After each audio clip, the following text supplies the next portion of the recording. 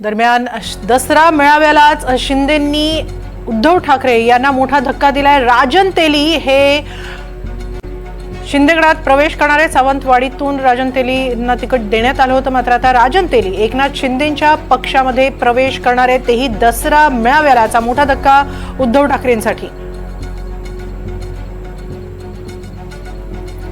सावंतवाडीतून राजन तेलींना ठाकरेंनी तिकीट दिलं होतं, मात्र आता दसरा मेळाव्याला राजन तेली हे एकनाथ शिंदेंच्या पक्षात प्रवेश करणार आहेत। त्यामुळे उद्धव ठाकरे गटासाठी हा एक मोठा धक्का आणि तोही दसरा मेळाव्यालाच बसणार आहे।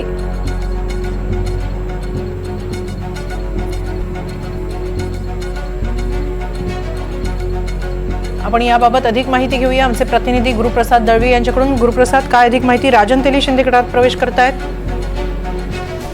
नक्कीच हेमाली, सिंधुदुर्गाच्या राजकारणामध्ये कुठेतरी मोठी ढवळाढवळ होताना आपल्याला पाहायला मिळते। खरं तर भाजपकडून राजन तेली यांनी त्यावेळी तिकिटाची देखील आपल्याकडे मागणी केली होती, परंतु त्यांना तिकीट नाकारल्यानंतर त्यांनी स्वतः उद्धव बाळासाहेब ठाकरे गटाकडे त्यांनी प्रवेश केला होता आणि त्यांच्याकडूनही त्यांना देखील तिकीट मिळाली होती। म्हणजे त्या तिकिटीनंतर जे आमदार दीपक केसरकर आहेत हे त्यांच्या विरोधात इलेक्शन लढले होते आणि दीपक केसरकर हे निवडून आले होते आणि त्यामध्ये राजन तेलींचा कुठेतरी पराभव झाला होता हेमाली। आणि यानंतर आत्ताच मात्र सिंधुदुर्ग जिल्हा बँक जी आहे त्या जिल्हा बँकेने राजन तेली यांची चौकशी देखील लावली होती, कारण जे काही लोन दिलं होतं ते लोन वेगळ्या पद्धतीने वापरलं गेलं होतं असंही देखील जिल्हा बँकेकडून त्यांच्यावर आरोप केला गेला होता। या संदर्भात त्यांना अँटी करप्शन ब्युरो म्हणजे मुंबई सुरक्षा विभागाने त्यांना नोटीस देखील जारी केली होती आणि त्यानंतर कालच त्यांनी पत्रकार परिषद घेऊन आपण या संदर्भात खुलासा देऊ असंही देखील त्यांनी सांगितलं होतं। पण आज जी अशी एक मोठी आपल्याकडे बातमी आली की राजन तेली आहेत ते देखील मुंबईमध्ये दाखल झालेले आहेत।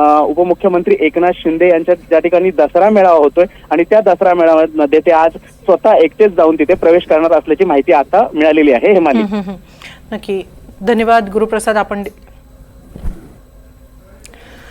नक्की, मात्र राजन तेली हे शिंदे गटामध्ये प्रवेश करण्याचं नेमकं कारण काय?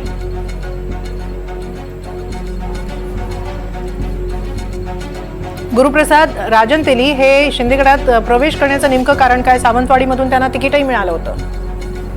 नक्कीच, त्यांनी जे तिकीट होतं ते हेमाली बीजेपी मधून मागितलं होतं, परंतु बीजेपी मधून त्यांना न तिकीट दिल्यामुळे त्यांनी हा निर्णय घेतला होता आणि तो निर्णय असा घेतला होता की त्यांनी उद्धव बाळासाहेब ठाकरे गटाकडे गेले होते आणि त्यांच्याकडून त्यांना तिकीट मिळाले होते आणि जे दीपक केसरकर आहेत यांच्या विरोधात त्यांनी हे इलेक्शन सावंतवाडी मतदारसंघामध्ये हे केलं होतं आणि त्याच्यामध्ये त्यांचा फार मोठ्या मताधिक्याने त्यांचा पराभव देखील राजन तेली यांचा झाला होता हेमाली।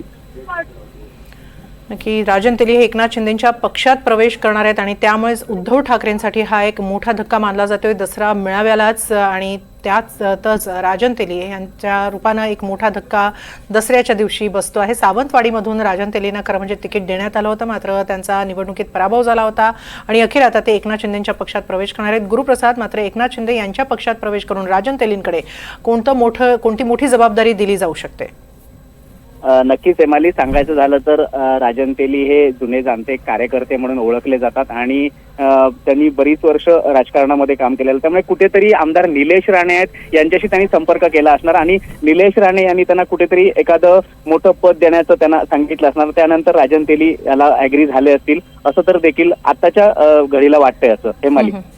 धन्यवाद गुरुप्रसाद, आपण दिलेल्या या सविस्तर माहितीबद्दल।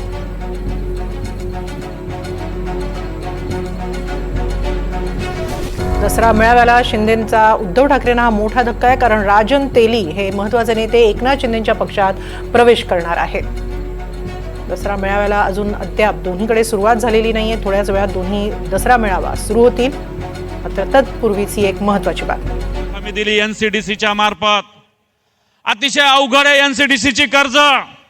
एनसीडीसीचं कर्ज असं आहे की या कारखान्यानं 1 रुपया जरी थकवला तर महाराष्ट्र सरकारचं रिझर्व्ह बँकेमध्ये जे खातं आहे